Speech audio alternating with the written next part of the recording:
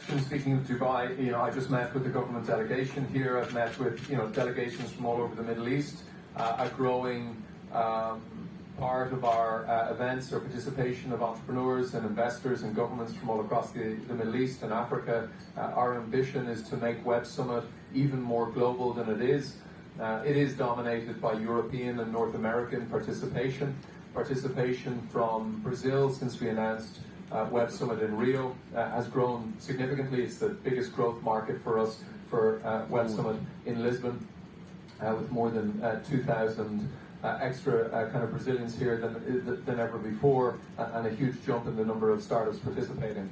I think there are parts of the world where I'd love to see, there's a lot happening, and I'd love to see participation increase. So we will definitely go to Africa, hopefully by 2025 or 2026. The same for the Middle East, and while our event in Hong Kong will return in 2024, we're in open conversation to do something potentially in Beijing as well. I would love the world to be as open as possible, because if you're doing a business, if you're running a business, ultimately you want to grow your market share and sell to as many people as possible. And I'd love to live in a world where the open market to sell your product was 8.5 billion people and not anything less than that. And at the World Cup in the last number of years, the infrastructure that's in place is huge. I mean, it's absolutely kind of gigantic.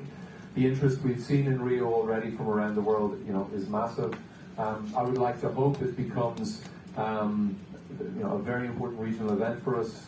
The Web Summit in Rio is a gateway into South America for companies around the world that are interested in that market, which I think should be most companies. And I think I hope it becomes, the most powerful business platform for Brazilian companies to meet with the world. And we'll soon find out in May of next year. From Elon Musk to Ed Williams, who's the CEO and co-founder, to Jack Dorsey, who's the CEO and co-founder of Twitter, they've all been to Web Summit, in some cases multiple times. I've spent time at them all. Do I have an opinion?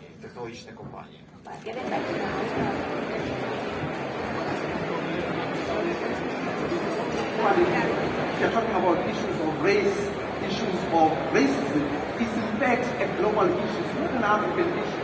It is an issue here in Portugal. How they don't share that kind of information and aren't having those same open conversations, it gives the impression that racism is not a problem in their country, when in fact we can see that racism, colonization has a history throughout the world that we all need to challenge. And so hopefully what happens from some of these discussions, as you said, they're featuring mostly American speakers, is that those folks who are fighting racism in their own country can take some lessons from the way that we are engaging in fighting that fight. But I would also love to learn from other countries about how this is good war resources. I don't think it's being taught to critical race theory is not being taught to our children. Children in kindergarten, in high school, they're not learning critical race theory. They're learning anti-racism, they're learning about our history, and they're learning what systemic inequality is and systemic racism is. I hope that we continue to give those lessons to our children to help them understand our history, and that will extend to Europe. James Baldwin said, and I'm not going to quote him correctly, that we're caught in a web where we don't understand our history, and until we understand our history, we can never be released from it. Racism persists because of ignorance. And if we're going to fight back, we have to make sure that we're fighting it back against that ignorance, starting with our youngest kids so that they can understand that there's the society that they're growing up in. So I hope that the teaching, the conversations that we're having in the United States do spread to other parts of the world. With this overlaid interest of developing the communities that they are proposing these so-called solutions, or it's just merely a ploy to exploit further the resources of those particular communities. For instance, if you bring the debate of cryptocurrency in the African continent, and bringing a kind of a financial model that does not recognize the infrastructural issues that are so prevalent in the African continent. I was working, for instance, in countries such as South Sudan, and one of the most difficulties that the country has is that there isn't even access to institutions such as the bank. I would literally have to go and withdraw large sums of funds so that I can pay the staff members in my office, because many of them don't even have access to the banks. The banks are only the organizations or international institutions and organizations are the only ones that have access into the banking systems in countries such as South Sudan. One of the things that my family has always done was to inculcate a culture. What we call care professionals, and they go into the homes of older adults and they help them with activities of daily living. So these are things like getting out of bed or getting food or getting dressed. It's the things that if you cannot do them yourself, you can't live alone, right? So we enable older adults to stay in their homes as they age. We're the largest in the United States, we're the largest in the United Kingdom, we're the largest in Ireland, we're very large in Germany and other countries throughout Western Europe, and it's a great field to work in. How did you come with this idea? Because you come from the tech environment, how did you come to this area? Yeah, so I built another company with a couple of co-founders that we sold to Google in 2012. So I was then at Google for a little while, and I wanted to do something where you could look a human in the eye and know that you would make their life fundamentally better. And we thought about lots of ideas for about an 18-month period, and then I ran into an issue with my mother. And I thought, oh wait, like our industry, the technology industry, we kind of ignore older adults. Like we don't think about them as a customer base. Yeah. So what could we do to make their lives fundamentally better? And I was a little bit older because this was now my second startup, right? And so that's how we came on the idea of helping our parents and specifically help them stay in their homes as they get older. Because like, I'm sure you don't want to say to your mom, I'm sorry, Mom, but you have to leave your home and move into a facility now. Like, that's not a good conversation. It's the best. Is 750 people.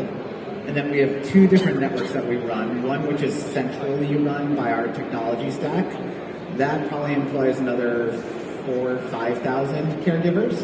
And then we have a network that operates under our brand Home Instead, and then that network probably employs another 60,000 caregivers. And compassion into this AI, right? The more we do that, the more we have to be super clear what's real and what's not. So LEQ doesn't sound like a human. The name Q at the end of it makes it sound technical. She doesn't have a face. She doesn't have eyes. She's very clearly a non-human. Kind of like a lamp that comes to life. If Alexa were a lamp. Yeah, exactly. It's actually very much inspired by Pixar's animation of this little lamp that jumps around and how much emotion you feel towards it. But it also has to do with her character. And oh, she's coming up now. Great, thank you. I'm happy. But for example, if somebody says, LEQ, I love you, how should we respond to that? On one side, they're showing emotion. We're trying to build a relationship between the older adult and this AI. On the other hand, we want to make super clear that she's not real. So, oh, she's coming up now. It takes me a while to get going in the morning as well, so I feel that. Let me ask her, LEQ? LEQ? Oh man, and they provide utility, right? The most common thing to do with an Alexa is set a timer, set a reminder, listen to music. Here is completely reversed. LEQ is the one that initiates the interactions.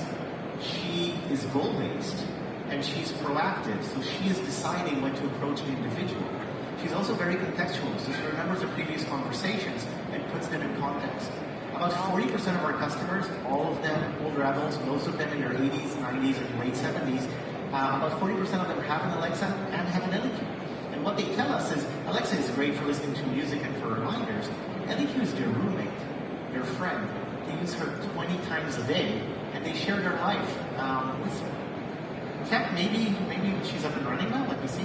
LEQ. LEQ. I love you. You're making my fan spin out of control. Thanks for saying that.